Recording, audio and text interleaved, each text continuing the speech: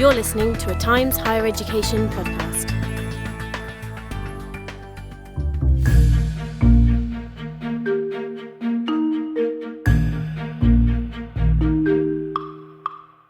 Hello and welcome to Campus Talks, our fortnightly podcast in which leading figures in higher education share their insights and advice on university teaching, research and much more.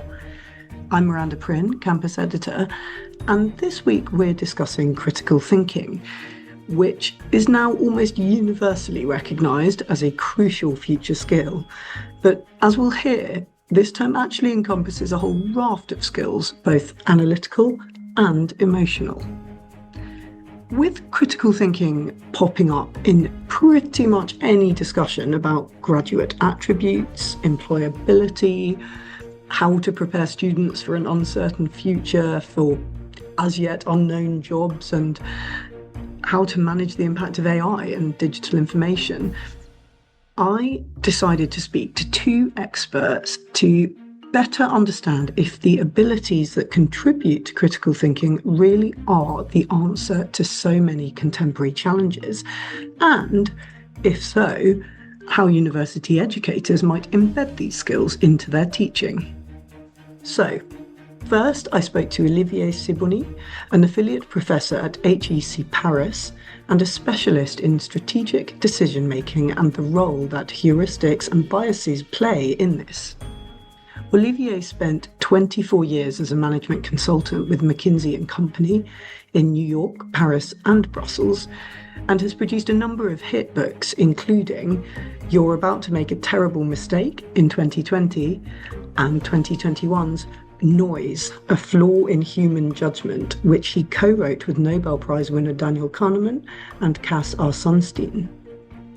We discussed the many components of critical thinking needed to address biases and improve decision-making, and why it can be so challenging for people to change their minds. I then spoke to education expert Tony Wagner, who is currently a senior research fellow at the Learning Policy Institute.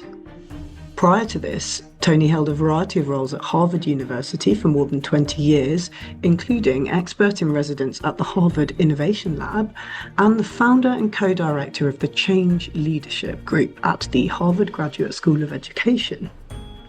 He has also worked as a high school teacher, a K-8 principal, a university professor, and founding executive director of Educators for Social Responsibility. He's also the author of 8 books, with his next publication, Mastery: Why Deeper Learning is Essential in an Age of Distraction, published in September this year. I asked Tony whether teaching of critical thinking has gone wrong, and what can be done to bring this vital skill set back to the fore. But first, we'll hear from Olivier, and hopefully we can all learn how to make better decisions.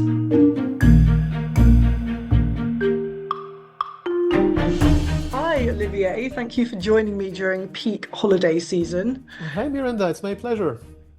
Now, I want to start by setting the context for this discussion by asking you how you would define critical thinking. That in itself requires some critical thinking, I guess. The common definition, and the one that my students expect they're going to get when they come to a class about critical thinking, is to learn about the logic of thinking, to reflect on their thinking, to, for instance, learn to identify logical fallacies, perhaps some cognitive biases. So basically to think about how they think, to have a level of metacognition, if you want, about their thinking. But I actually emphasize 2 more things. One that is usually associated with critical thinking, and the other which often isn't. The other one that often is associated with critical thinking is a particular mindset or disposition towards wanting to think about your own thinking critically. Essentially a form of open-mindedness or intellectual humility, or to some degree an ability to overcome your emotions when you're thinking, which is also important. And the reason I emphasize that is because if you only learn, especially when you're talking to very smart young adults, as opposed to kids. If you only learn the skills that will help you challenge the arguments of others, it actually turns you into a very opinionated and very good argumentative person, but not into someone who makes better decisions or who is better at their own thinking. So you need the skills and you also need the mindset. And then there's another thing that I package into the mix, which is usually treated separately, which is persuasive communication. I claim to, at least in my class, that if you want to be an effective communicator, you need to be able to put yourself in the other person's shoes and to understand their thinking. And if you strongly disagree with them, which is usually the reason you're trying to persuade them, that requires a form of critical thinking about yourself. Why could I be wrong? Or how could I be wrong? How could someone who is not delusional, not stupid, and not evil think about an important issue in a way that is so different from mine? That is a form of critical thinking. That is also a form of empathy. And without that skill, you don't stand a chance of convincing the other person who disagrees with you strongly.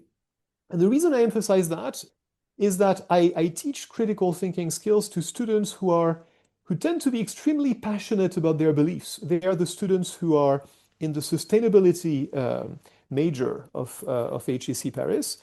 They want to change the world, and it's great that they want to change the world, but in their eagerness to change the world, they sometimes fall into the trap of believing that anyone who disagrees with them about the urgency of changing the world in whatever way they have in mind, anyone who disagrees with them must be stupid or evil or both. And sometimes that is true, but sometimes that is not true, and a bit of critical thinking helps sort one from the other. That's interesting. So, I mean, it's really a whole set of skills. And what you've described there is that critical thinking involves both the analytical side, where you can separate yourself from emotions to think about something very impartially, but also requires a real depth of understanding and feeling of emotions in order to demonstrate the empathy that you refer to and really get under the skin of where another person might be coming from. So a complicated thing that we sort of put under this umbrella term of critical thinking. Your point that many of the young and impassioned students that you teach, while they have admirable aims, may not at this stage in their lives have developed the ability to perhaps understand the kind of diversity of opinions on issues they feel very strongly about. Do you think that has always been the status or mindset of the young, or critical thinking in 2025, do you think it is suffering, diminishing, or is it indeed flourishing under the tuition of great universities and other contributors? It's difficult to tell whether it's becoming better or worse, but I think paradoxically the skills, the analytical part, as you were saying, the skills are probably flourishing. I find my students surprisingly good, incredibly skilled at challenging the people they disagree with. They excel at reasoning, albeit at motivated reasoning. They tend to be very, very good at finding the flaws in the arguments of the people they disagree with. What I think is not flourishing, what may be floundering, is the disposition part, the empathy part. I think we are becoming less and less adept at wanting our own thinking to be challenged. There's a little experiment that I do where I ask my students, tell me about something about which you have changed your mind recently, something important. It actually takes hard work for them to come up with an example. And these are people who are full-time students, so they are literally spending their lives learning new things, which should, in principle, change their minds about a few things. Otherwise, what's the point of going to school if you're not going to learn anything that changes your mind about anything? And yet, they actually struggle to find examples of things on which they have changed their minds. So, my worry is that we're becoming better and better at weaponizing the analytical skills of critical thinking, but we might not be getting better with time at applying them to ourselves.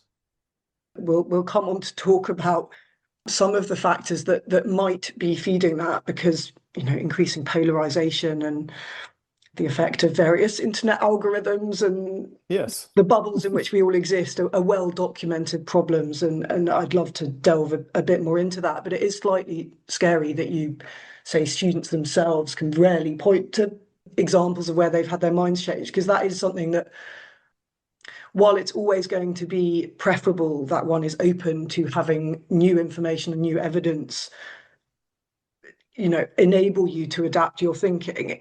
Traditionally, you'd see that rather more entrenched stance as being associated with an older demographic, I would Yes. say, and that young people are still very much kind of mobile in their views. So it's interesting that at the moment you are seeing that trend. The paradox here is that better critical thinking skills without a disposition, without the mindset that you want to practice critical thinking on yourself, only makes you essentially a conspiracy theorist. Basically, if you start seeing all the flaws in all the logic of everyone who is telling you everything that anything that you might disagree with, you become a very skilled conspiracy theorist. Conspiracy theorists are great critical thinkers. It takes great critical thinking skills to be able to argue that the earth is flat. I wouldn't be able to make that case. It takes real skill to deal with all the objections, all the obvious objections that people would have when you have a conspiracy theory in mind. So I think we should be careful when we teach critical thinking skills to put as much emphasis on the self-critical thinking and on the empathy for people who disagree with you, as much emphasis on those things as we put on the actual techniques and the skills to challenge an argument. Yeah, that's a very, very powerful point, because generally critical thinking is, when one thinks about it, it generally is in the guise of it being applied to information coming from external sources and not Exactly. necessarily turning it in upon yourself. And of course, I think any of us who have ever entered into a debate with someone over a conspiracy theory that they strongly believe in will find it's very, very, very hard to win that argument. I'm just pivoting a bit to your background as a management consultant. I know you spent many years working for McKinsey and Company, one of the global leaders in that space. So I feel you can probably provide more insight than most on why critical thinking is so highly prized by employers. And I read about this all the time, and most in-demand graduate skills and so on. Can you break this down for me a bit? I can try. I read about this as well, and I use those statistics to motivate my students about learning critical thinking. Look, employers want this. It's very important. But actually, this may surprise you, I don't think employers value it as much as they say they do. I think, when you read these surveys, they usually are talking about critical thinking in the same breath as they are talking about problem solving, dealing with ambiguity, dealing with uncertainty, analytical skills of all kinds. It sounds to me very much like what they're really talking about is intelligence, general cognitive ability, as we call it nowadays. And since that is not an acceptable thing to put on their list because it sounds a little bit scary. We want to hire really intelligent people is not something that a lot of companies say. They say, well, we want people with great problem solving and critical thinking skills. I don't think that what they mean by this is that they want people who are really going to critically think about the strategies of their organizations, about the behaviors of their colleagues, about the values of the companies and its role in the economy and so on. I don't think they value deep critical thinking skills as much as they value basic problem solving, which is also very important, of course. But I'm not so sure that the sort of critical thinking that we're talking about here is truly valued by employers. So it's more a case of semantics. Why do you think it wouldn't be so highly prized? Because I think most organizations are more interested in effectiveness and efficiency and obedience than in having their decisions challenged. And striking the right balance. One of the guiding principles, I forget how they call them, I think they call them leadership principles of Amazon, that I quite like, which is have backbone, disagree, and commit. It's a great example of the sort of tension that every company must deal with because they want people to practice critical thinking, have backbone, and disagree, right? So if your boss tells you we should do this and you think it's wrong, have the backbone to tell your boss, no, boss, I think it's wrong. Then commit. So if your boss says, okay, but I'm the boss and I'm making that decision, we're all committed to the decision.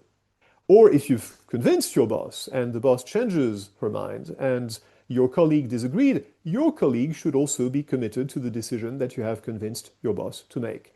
So the tension for organizations is that you want a bit of critical thinking, but at some point you want that critical thinking to stop and you want people to all have their ducks in a row and to all march to the same drum.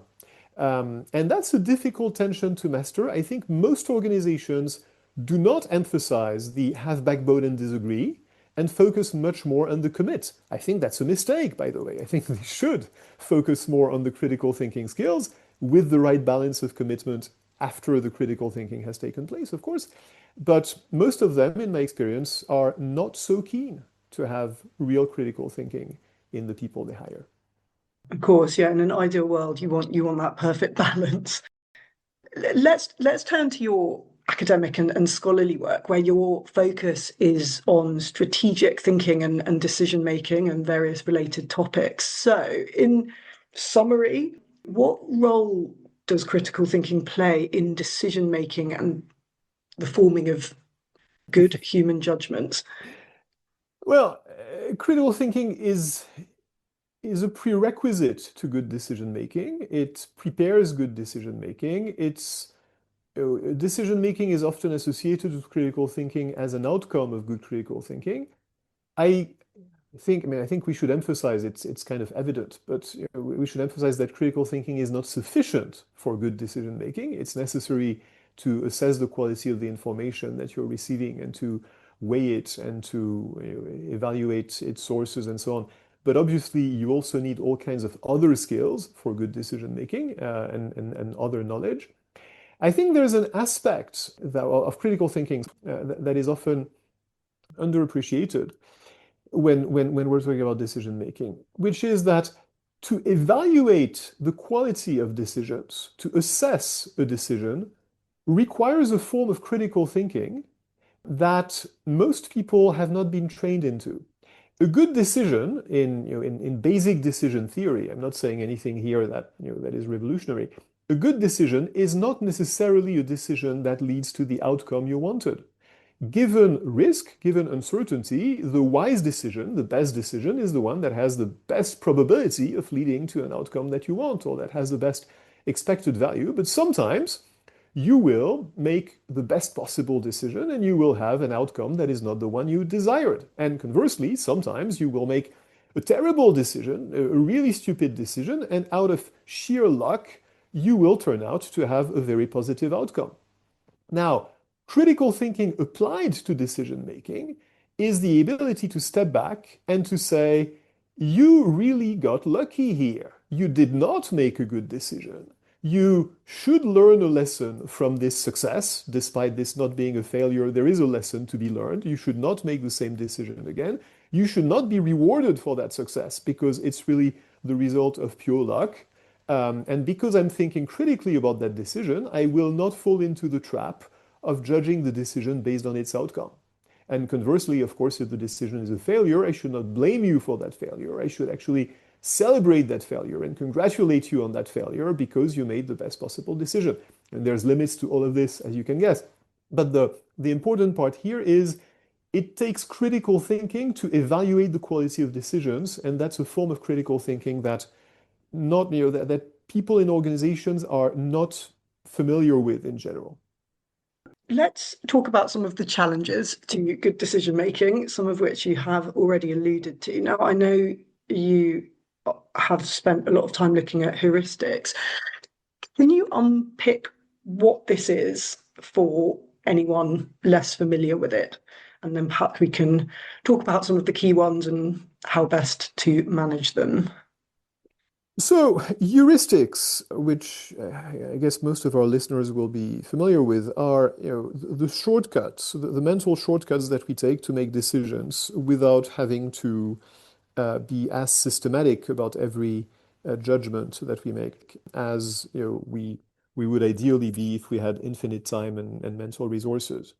A typical example would be that if you see 100 people rushing out of a building and shouting fire, it's probably not a good idea to go into the building unless you're a fireman. And it's probably a good idea to run in the same direction as everybody else. Now, this example illustrates the flip side of heuristics, which is cognitive biases. In this example, the fact that everybody is doing the same thing could also be a manifestation of groupthink. And that's what happens in a lot of strategic decisions. A lot of companies are moving into a new space because it seems to be an exciting new market. Well, maybe some of them are right, but to follow the herd there may not be a good strategy, perhaps because they are better equipped than you are, perhaps because there's already too many people in that space and the market is going to be overcrowded, perhaps because they're actually wrong in assessing the potential of the market. So going with the herd is not always a good strategy, despite the fact that evolutionarily speaking, we have developed a heuristic that tells us that it's usually a good practice in daily life. So long story short, heuristics work most of the time in daily life. When making important decisions, and especially strategic decisions, they might not work, which is why we need to learn what types of decisions require us not to rely on those heuristics, and we need to learn when to set up better methods, better systems to make decisions that will protect those decisions against our heuristics and our biases. So these mental shortcuts we need because otherwise life would become impossibly difficult for us. But you need to be able to recognize when to question it. This presumably is where critical thinking, I'm sure you'll say alongside other things, comes in. Exactly, alongside a lot of other things. So what is important to realize, and this in fact is a type of critical thinking that often surprises my students, is that we have heuristics for a reason. Heuristics have evolved for a good reason, which is that usually our heuristics are correct.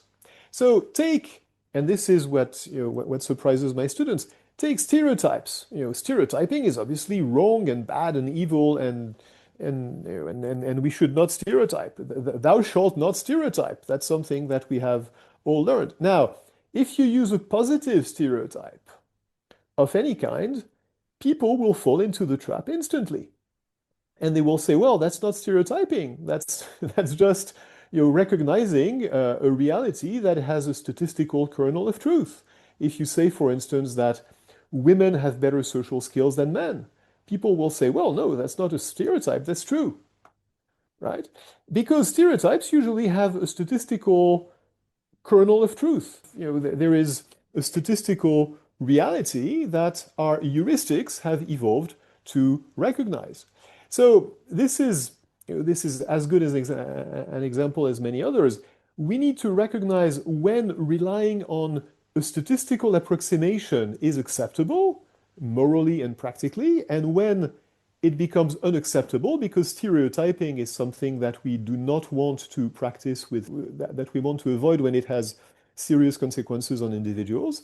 And that is a form of critical thinking where we need to be reflective about the statistical thinking that we are implicitly using. We are not aware that it's a statistical inference that we're making, but in fact it is. We need to reflect on the generalizations that we're making, on the heuristics that we're applying, and we need to learn to step back and to apply a different decision system when it might have negative consequences. that actually is a pretty advanced form of critical thinking, which a lot of people struggle with, to be honest. Yes, that brings us on nicely to cognitive biases, which would fall under one category, I guess, of these shortcuts that we take and need to be aware of. And that cognitive bias can be broken up into component parts. I wonder what you'd say the most common forms are, and perhaps what their relationship with critical thinking might be. You know, the list of cognitive biases is impossibly long. And critical thinking, almost by definition, will help you fight any cognitive bias. Now, practically speaking, if you're teaching critical thinking, I think you should focus on a couple. You should obviously focus on confirmation bias, because confirmation bias tends to blind you to the evidence that would challenge your thinking. So it's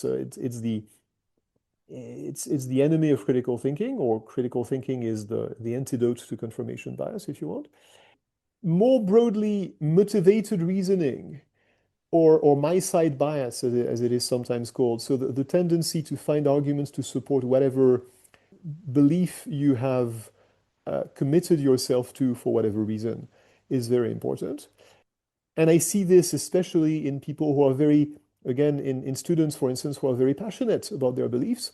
It's very, very difficult for them to put themselves in the shoes of someone who disagrees with them, and to understand how someone else who is, again, a reasonable person, if not always correct, but someone who is a reasonable person could come to an opposite conclusion.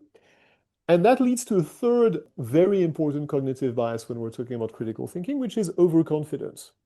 And specifically the form of overconfidence where we do not calibrate our degree of belief in something as well as we should. So when I'm certain of something, when I'm, say, 90% certain of something, there's lots of experiments that I have my students do that show them that when they're 90% certain of something, they actually will turn out to be wrong more than 50% of the time.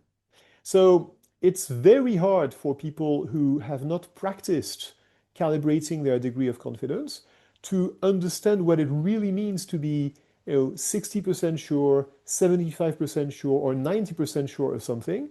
And that's something that helps quite a bit to think critically, because if you can hold in your mind the thought that, yes, I believe this is true, but I don't believe 100% that this is true. I am 75% confidence that this is true. That means that given sufficient evidence, sufficient contradictory evidence, sufficient evidence that you might be wrong, you might go from 75 to 60 or perhaps to 40, which does not mean that you have completely changed your mind, but means that you have moved the dial of your belief quite a bit. So I use overconfidence here as the bias by which we tend to be too sure of whatever we believe. But more broadly, the bias that we should fight here, which is not a bias, it's a way of thinking, is the tendency to think in a black and white way, that I either believe this or I don't believe it, when in fact we should learn to calibrate our degree of confidence in something in a more nuanced way. Confirmation bias, motivated reasoning, and overconfidence or simplified confidence, as we might put it. Yes, all of which I think chime probably with all of us. Of course, that last one, the overconfidence, what you described does involve learning to be comfortable with uncertainty, Yes. which most people really struggle with. We all really struggle with. We like certainty, as you say, but the danger of that is becoming too black and white. And I would say all of these are affected by the digitally curated information with which we are all presented these days. And I'm interested to know, I mean, given we've now got AI serving us up information of possibly variable quality and reliability, depending on what you're asking. That's a mild way to put it. But what do you feel is the impact of AI digitally curated information serving us up what we're most interested in? And can you see if this is having an impact on day-to-day judgments? I think with AI, we're moving into a new level of the problem that we've had with social networks for a while. We've had filter bubbles and echo chambers and groups within which people are never challenged and are constantly reinforced for a long time now. And that's clearly one of the sources, not the only one, by the way. Traditional media is Yeah, contributing quite a bit. true. But that's one of the sources of polarization, which we are seeing. Now, with AI, I worry about a couple more things that might happen. And the one that, frankly, I worry about the most is not that we will, believe in imaginary information, for instance, deep fake, deep fakes of videos that show us stuff that never happened. It's that we will start not to believe anything of what is true. If you can show me a video of something that never happened, why should I believe a video of something that did? And it becomes very difficult to operate in a world where we cannot believe anything that we see or that we read or that we hear because it might be an incredibly credible fake. We already have this problem all the time when we use ChatGPT, and it makes up facts, quotes. If you ask ChatGPT to give you quotes, it will make up quotes most of the time. It is becoming slightly better at it, but not that much better. It still makes up quite a lot of information. So when do we stop believing? When do we start to be at risk of not believing anything, of a sort of nihilistic situation where nothing at all can be believed? I think the next question becomes what system of, what authoritative sources will we still trust?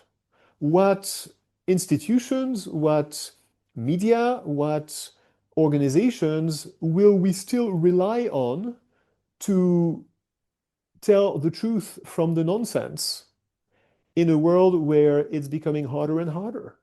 And I think that's a very complicated question for any organization, including, by the way, and probably most importantly, institutions of higher education, to think about. Yeah, it's a scary question, but definitely one that needs addressing. And as you say, if the end result is that people have got to then select which institutions and organizations they do believe, the danger is those organizations themselves are very partisan, depending on who it is. Exactly. It's just musing as you talked through that on a certain, I don't know if irony is the right word, but if we do end at a point where no information is believable, then we've started by providing everyone with all the information they could ever have and ended at a point where none of it is believed anymore anyway, which would be a very strange outcome. That's exactly right. I think it puts an enormous burden and an enormous responsibility on institutions, and especially on scientific institutions and on the scientific process, to really embody the values that they officially espouse, and to refrain from any sort of overconfidence, essentially, or any sort of advocacy. I would love to see more institutions, when asked about something, answer, we don't know, or we don't know yet, and we'll tell you when we find out. Or, we have a belief, but we're only 60% confident in that belief. And that's something that we don't hear very often. And unless we start to have institutions that are willing to behave in that way, it's going to be very difficult for them to keep the trust of people. Yeah, of course. Against this very challenging backdrop, just bringing it back to university educators on a more day-to-day level, how on earth can they support students to sort of develop the skills they need to wade through this very complicated landscape? Well, I think I'm going to practice what I just preached. I don't know. I wish I had a very, very good answer to that, and I could tell you that my students at the end of my critical thinking class have all become amazing critical thinkers and are, deeply reflective people who are intellectually humble and emotionally better regulated and so on. But I haven't found a perfect solution to achieve that goal. The only thing I can tell you is that in my experience, any learning that actually works on this topic must be experiential. Giving people a long list of logical fallacies and teaching them to recognize the difference between deductive and inductive thinking is intellectually interesting, but really doesn't turn them into much better critical thinkers. What does seem to work to some degree is experiments where they practice changing somebody else's mind, changing their own minds, letting themselves be persuaded, feeling what actually persuades them, feeling what changes their mind, which is not what they initially thought it would be.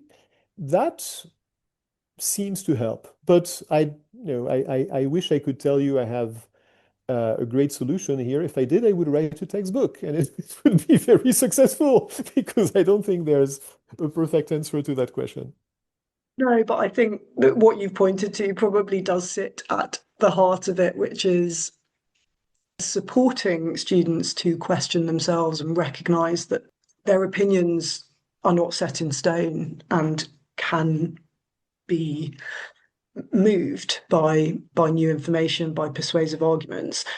The thing that surprises my students the most here, and that in fact initially surprised me, it doesn't anymore, is that it is not new information that changes their mind. Almost invariably, of course, they think it will be new information that changes their mind. But almost invariably, when they do change their mind about something, it is someone who changes their mind. Someone they trust, like, love sometimes, who has a different point of view, and that opens their mind to the different point of view. Information alone never opens their mind to a point of view that is different from their own. It's always someone carrying that point of view. And that is something that, when they realize that, there's an aha moment. Fascinating. And it demonstrates the power of the individual, actually. Do you see any evidence that that aha moment you point to can often be incredibly exciting? It is for some things.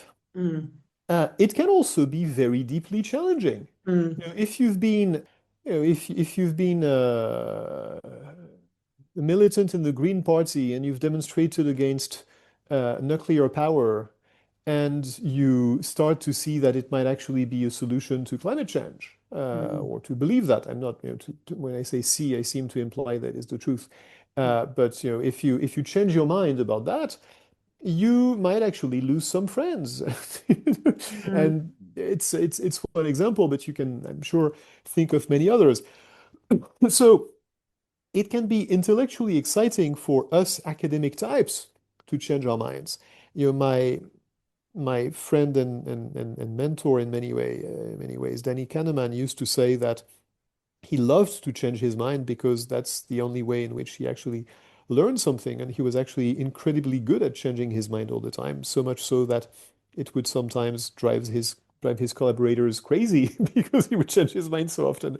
But for us academics, it's very easy because we value changing our mind. We value the intellectual honesty. We value the discovery of new information. We value the scientific process, which is based on people changing their beliefs based on new information.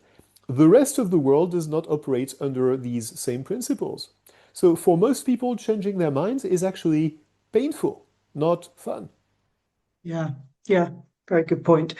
Finally, briefly, do you have any quick fire top tips for any of us to improve our day-to-day decision making? Well, the easiest tip is get someone to challenge you. And if you can't find someone to challenge you, ask AI to challenge you. Prompt ChatGPT or another LLM to play devil's advocate. Tell them, tell it your role is to be a devil's advocate and to tell me everything that could go wrong with this decision. give them the details on the decision you're about to make, and see what it says. And by the way, if it works with ChatGPT, it also works very well with your colleagues, which uh, which which few executives, I should say, practice as much as they could, and probably should try to do more. So get challenged. Yeah, that's great advice. Well, look, thank you so much for speaking to me today, Olivier. It's been absolutely fascinating. Thank you, Miranda. This was fun.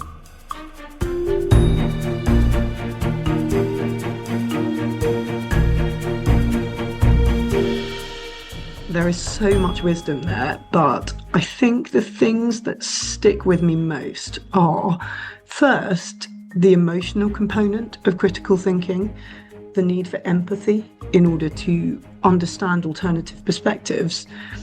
Second, the need to apply all these skills to yourself and not just to external information that you consume or are presented with. And finally, the fact that it is almost always a person who persuades another of new ideas and not the basic facts or evidence. Essentially, we all need to go through our daily lives accepting a little less certainty, though that, as we all know, is easier said than done. Now, on to Tony. Let's find out why he feels the current US education system is failing to help students develop such self-reflective analytical skills and how this might be addressed.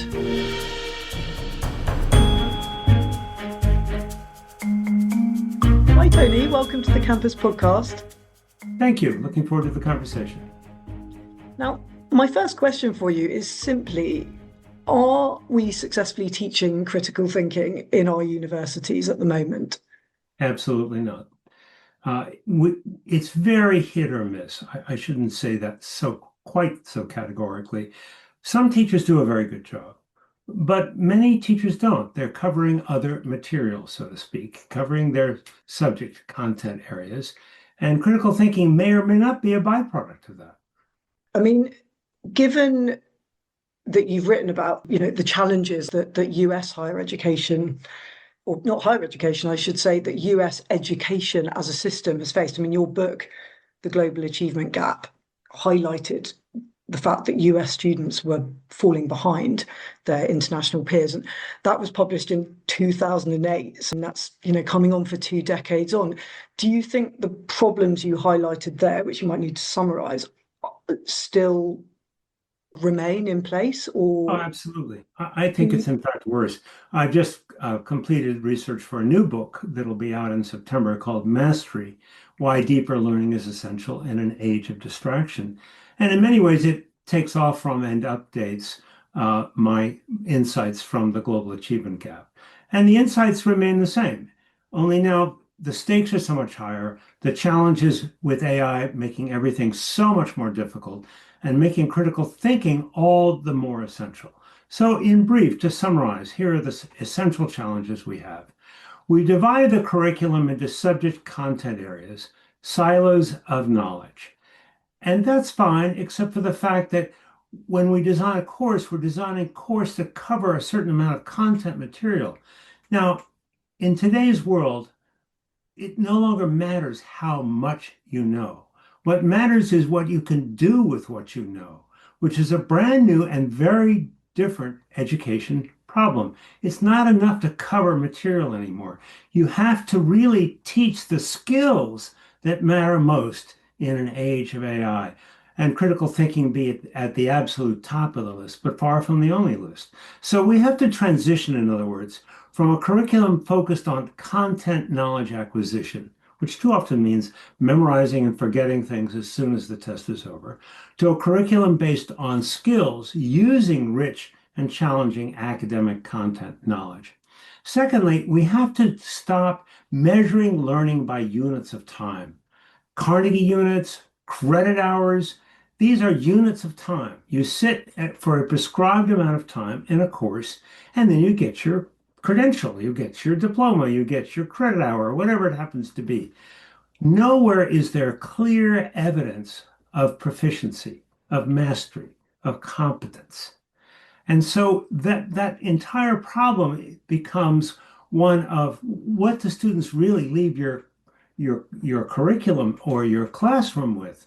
And there's no guarantee. They may have gotten an A or they may have gotten a D, but either way, they've got their credit, they've passed the time for seat requirements for that credit hour, and they're gone. And that leads us to the final problem of assessment. And this is now far worse with the age of AI. The problem is we teach what gets measured. And we don't measure what matters most. We teach retention of academic content knowledge because that's what we test.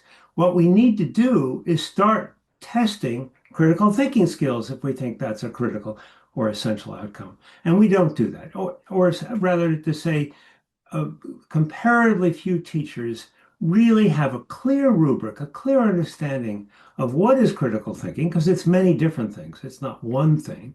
And that goal of assuring that students have those skills becomes the primary requisite for getting a credit or a credential. Yeah, your point about assessment, it's a criticism that has been leveled for a long time at both the US and indeed UK education systems. But I feel, most people recognize that AI has really brought this to the fore because suddenly content, retention of facts and content is something that is highly challenged when an AI tool can produce it all for you. Just moving on to your point that critical thinking is a whole raft of skills, which most definitions I've ever read do absolutely kind of break it down into a whole dozen or so components, depending on who you ask. But I'm interested how you think it relates to creative thinking, because those two terms are often used in tandem. What's the relationship there?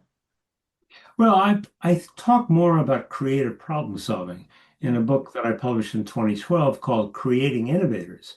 I interviewed a wide variety of young people, all of whom were very successful creative problem solvers. And in many respects, that's the skill of innovation that we can actually teach. We can teach creative problem solving. And that begins with an overlapping skill related to critical thinking, and that's the ability to question assumptions. Question what we think we know, question what the assumption of this essay is, and then secondly, look at different perspectives, at multiple perspectives. The essence of creative thinking begins with understanding the problem. Very often we start with solutions, especially in education. We have an affliction I call answeritis, whereas the ability to ask a really good question is what's at the very heart of both critical thinking and creative problem solving. And the ability to look at multiple perspectives, multiple points of view are common to both skills. So those are essential elements that I think they share. Yeah, so one could argue that critical thinking in certain ways kind of underpins the process that leads to creative problem solving. Now, you have worked across the educational spectrum from K8, which here would be essentially junior schools, that's 5, 6 to about 13, 14-year-olds. And then I know you've worked in high school and, of course, university, notably Harvard.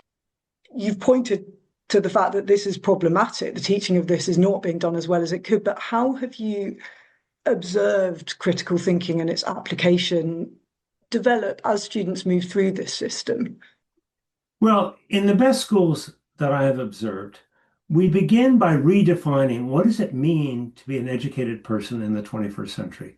What are the outcomes that are critical? So if we start with that, then we begin to understand the importance of assessing essential skills or competencies. Because over and over again, when you ask a community, whether it's a university community or an elementary school community, what are the skills that matter most? They'll come up with critical thinking very often at quite the top of the list.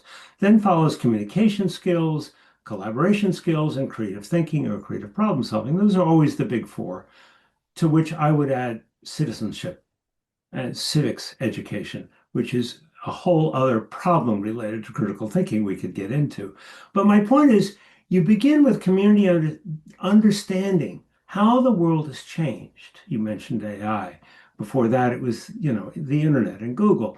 And then you say, okay, given these changes, what matters most? Not just for productive work, critically important, but also for civic engagement, and finally, for personal health and well-being.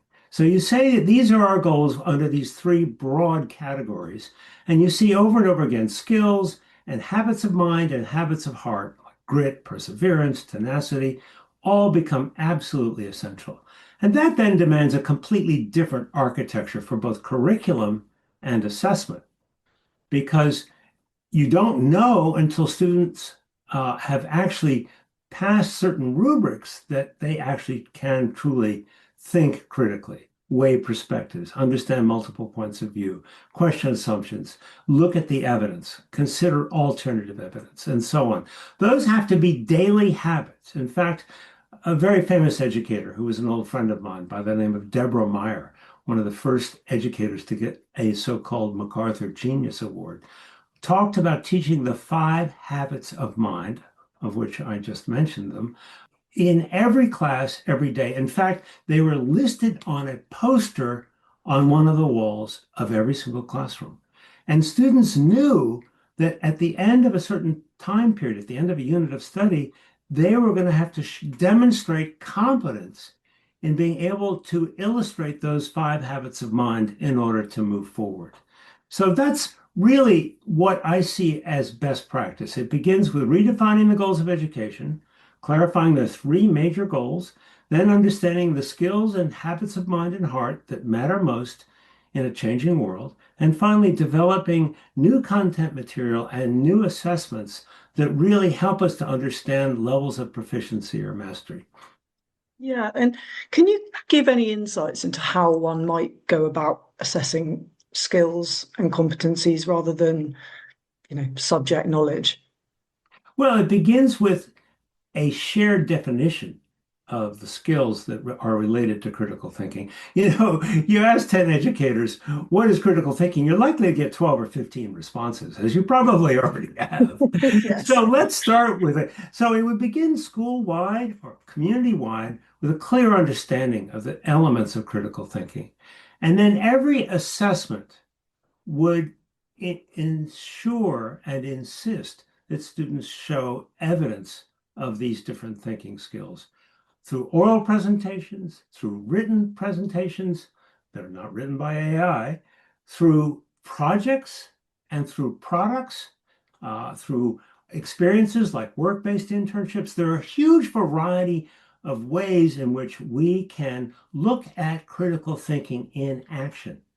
Notably, standardized multiple choice tests are not on that list, and yet that is the hallmark of our education system. So in many respects, we are flying directly in the face of what we know will test critical thinking every time we rely on a multiple choice test. And now increasingly, when we assign home essays, we're just asking for trouble because AI is writing so many of these essays.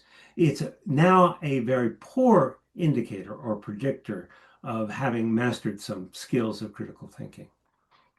Yes, and that does bring us on nicely to that challenge. We all are well aware of the very well documented effects of sort of digitally curated information and algorithms feeding us what we want to see, and the kind of echo chamber that can create, and indeed ultimately kind of polarizations. Although it is much more complicated than simply being the fault of the digital world. But how do you feel having access to so much information just on demand in seconds, as we all now do, affects the development of critical analysis? I mean, can it perhaps be used to support the teaching of critical thinking in some ways? Yes, provided that is the number one goal. So the very first thing you learn when you do, if you're a thoughtful person, if you know how to think critically, you do a prompt in AI, or you do a prompt before that in Google.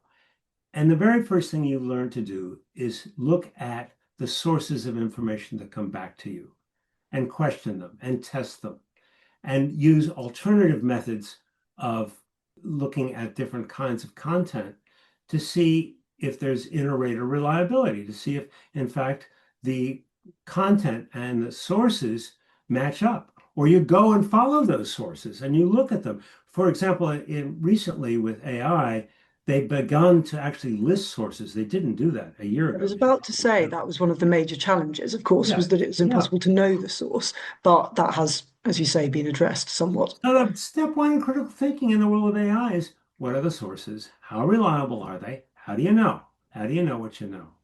So in that sense, it becomes even more essential to teach and assess critical thinking skills in the age of AI. But to your larger point, I think we are so flooded with information, we don't even know where to start. And worse than that, our young people have become addicted to these sources of information, which are really not information, they're entertainment, to the extent that they don't read anymore, as you well know. Standardized test scores in literacy are plummeting in virtually every country. And so we can't teach critical thinking without some familiarity with the written word and some ability to look through what could be dense text and begin to parse it, to understand it. So the problem then becomes systemic. We've got to really dramatically reduce the use of smartphones in and out of the classroom. And that's where parents and community members have a critical role to play. These devices are addictive. Jonathan Haidt has made this very clear in his new book, The Anxious Generation.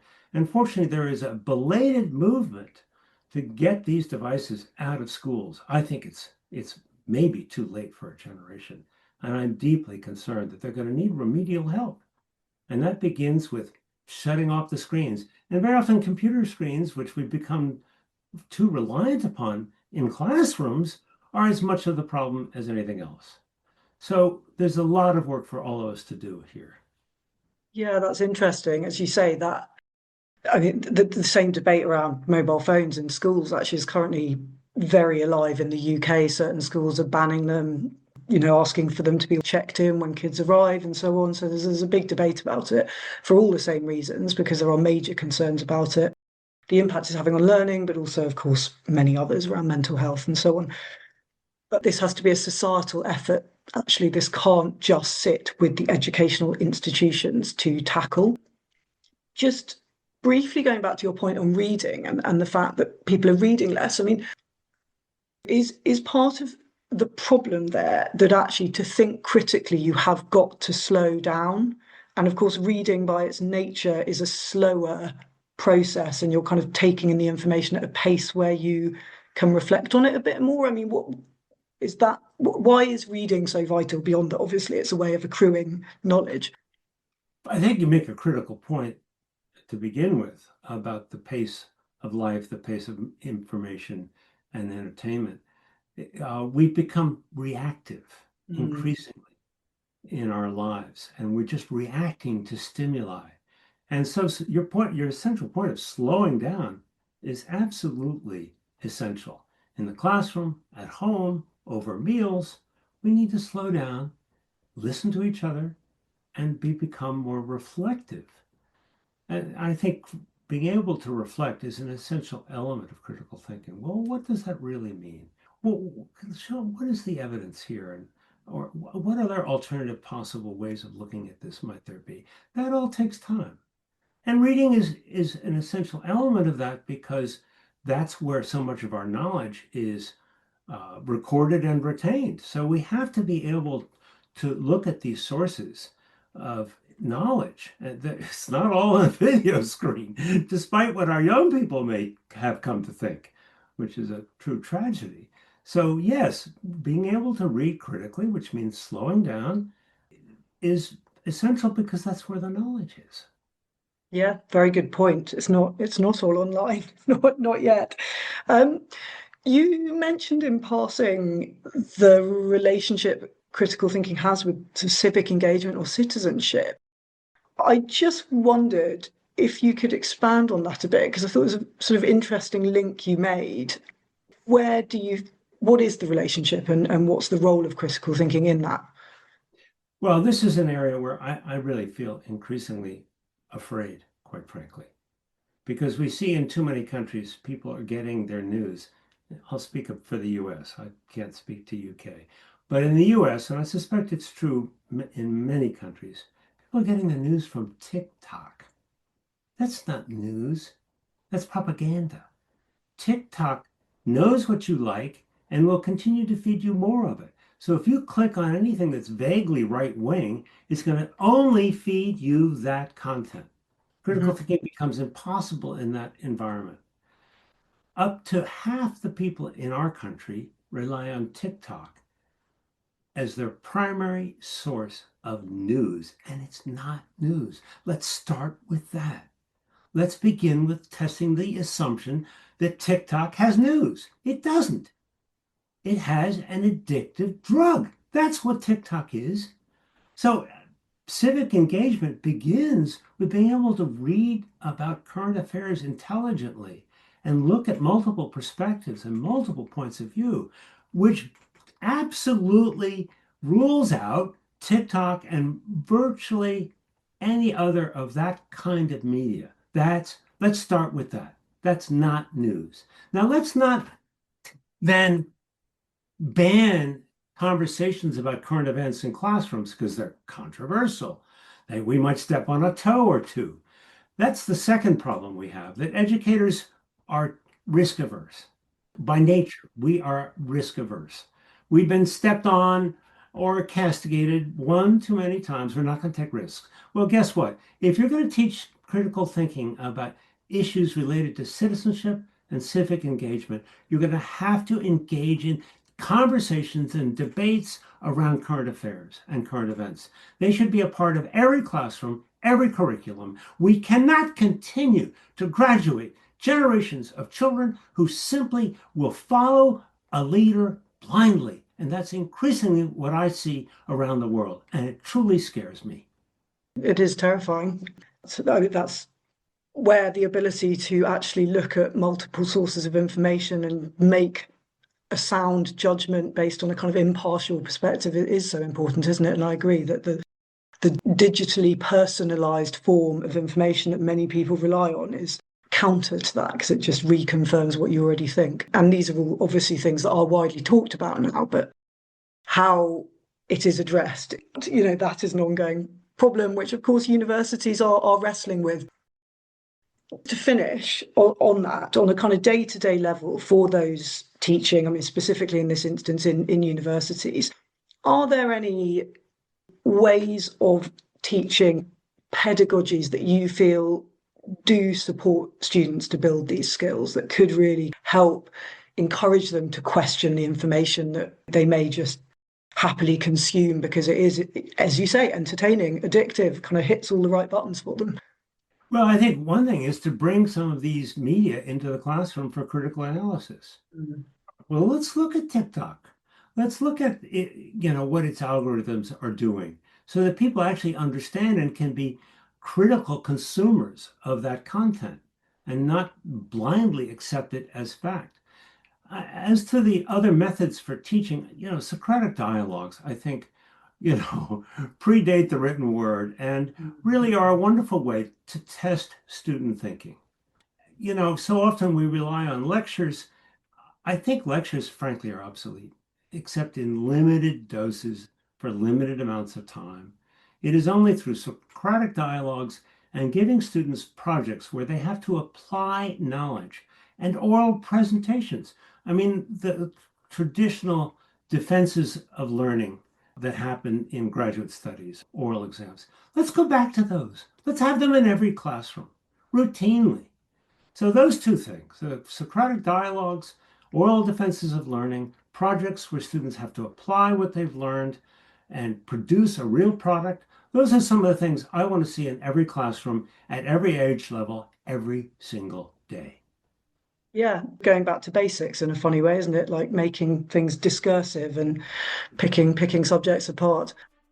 Well, look, thank you so much for speaking to me today, Tony. We've covered a lot of ground there. Thank you. My pleasure.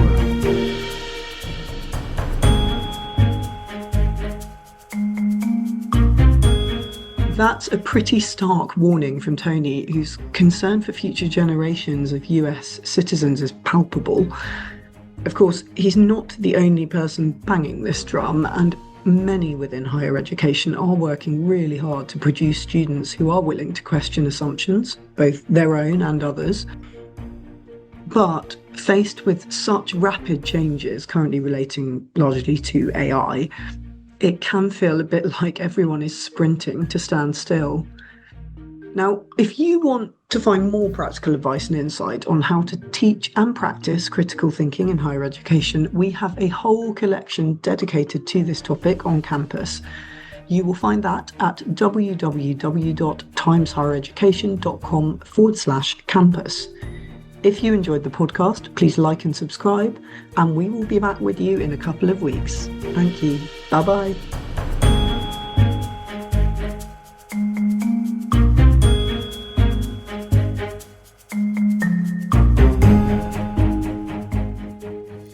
You're listening to a Times Higher Education podcast.